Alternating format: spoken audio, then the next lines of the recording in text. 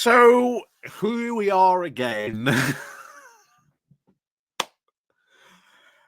Rishi Sunak has once again decided to announce another great reset. And you might be asking a question, how many resets has Sunak actually had? Well, if you are interested, readers, Rishi Sunak has announced over 7 different resets in 18 months. 7 different times over 18-month period, Rishi Sunak has announced a great reset. Why? Because he is failing in the polls. He cannot hold this party together. He is an absolute terrible leader.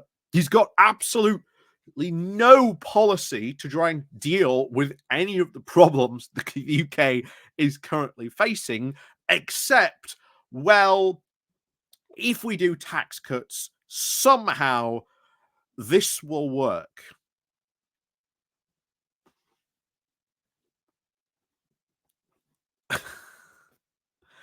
Every single answer this current government has had is, oh, we'll just do tax cuts. That'll somehow affect the problem.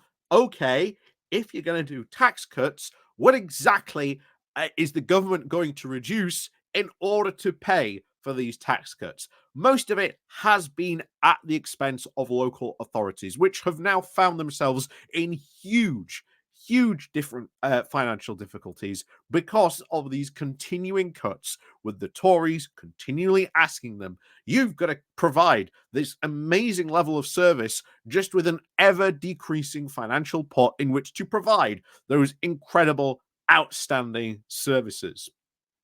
Meanwhile, what has Rishi Sunak actually done to sort of improve the situation post-COVID?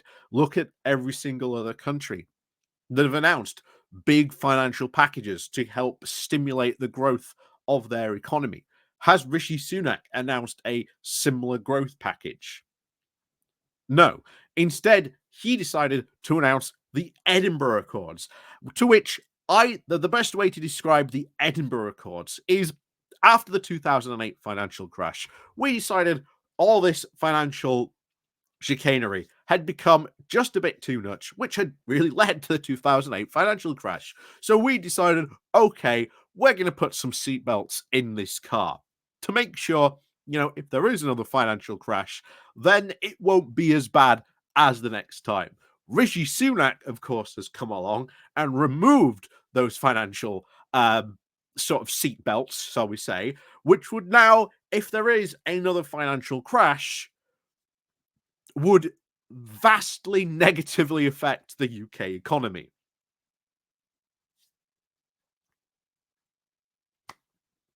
What's he done about inflation? Well, he's hidden under the desk with Jeremy Hunt and crossed his fingers to hope that, it just goes away. What's he done about rising unemployment? Absolutely nothing.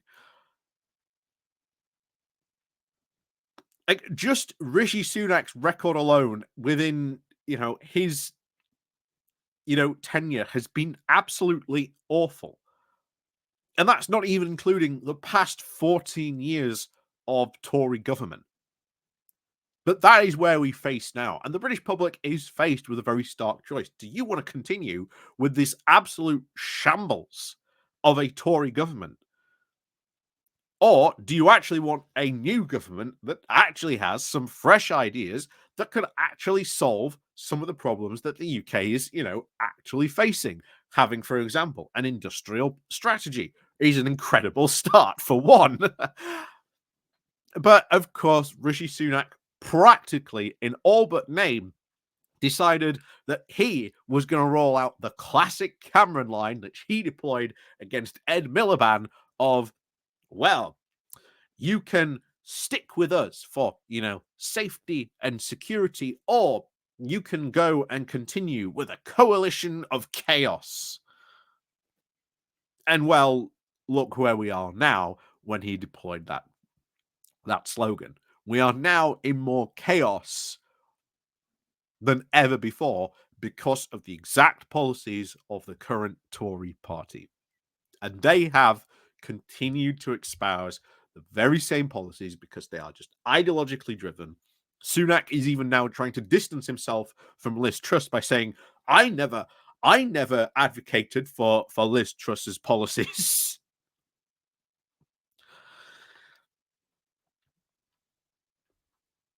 But this is now where we are. And honestly, this speech that Rishi Sunak deployed recently, or yesterday or Monday, was really, honestly, just absolutely ridiculous.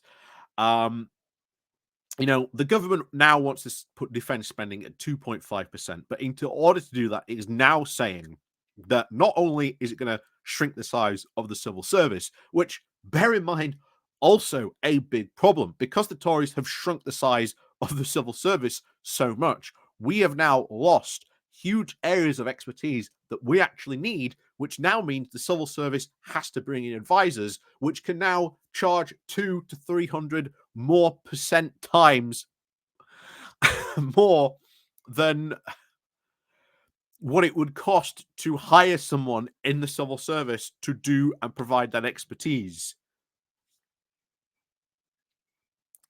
And let's also face it, this was an opening salvo in a general election speech. It sounded pretty much quite like it to me. And I think to many others, it was almost at the beginning of a general election speech. Meaning, I think Sunak is going to be quite sneaky, shall we say, over the next couple of months. Suddenly, expect a lot of bizarre policy announcements coming out. And bear in mind, there just isn't enough time to implement any policy within, I don't know, the next couple of months. It's going to be absolutely impossible. So Rishi Sunak is going to effectively say, here's the starting gun. Meanwhile, of course, he's edging forward across the starting line without, the gun being fired in the hopes of trying to get a head start over Labour. That's incredibly, incredibly a sneaky thing to do.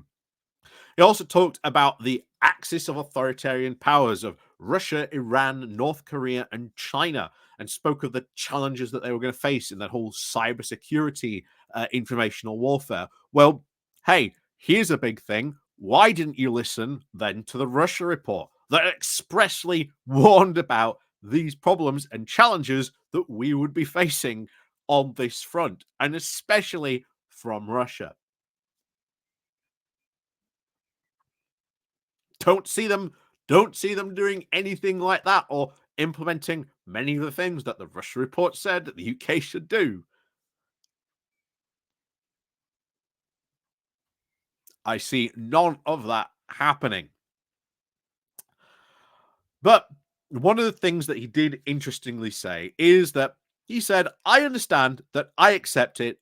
I want to change it. He said that you cannot, that what I cannot accept is that all these worries that you have because of 14 years of conservative government, that all you need to do is change the people in office and all these problems will magically disappear.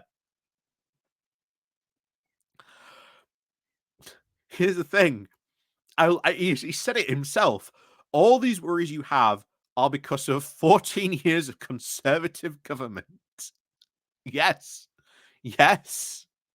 Exactly, Rishi. Exactly. So, yes, changing government would be a massive improvement on many things, namely to actually get some competent ministers. And I brought this up a number of times that look at David Cameron.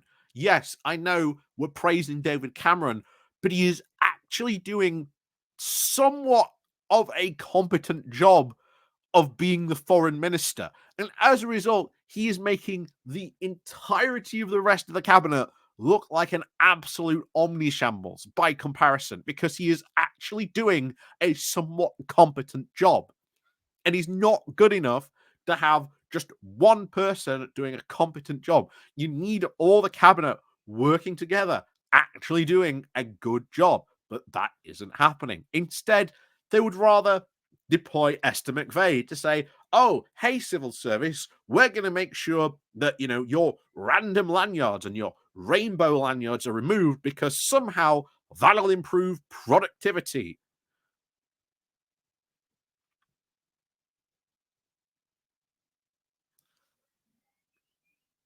Yeah, the quicker, honestly, we get rid of Sunak, the better.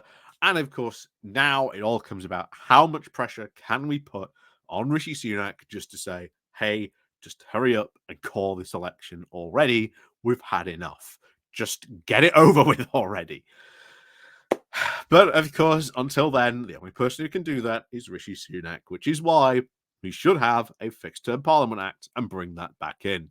But of course, as always, thank you very much for watching. And of course, as always, we'll see you all next time.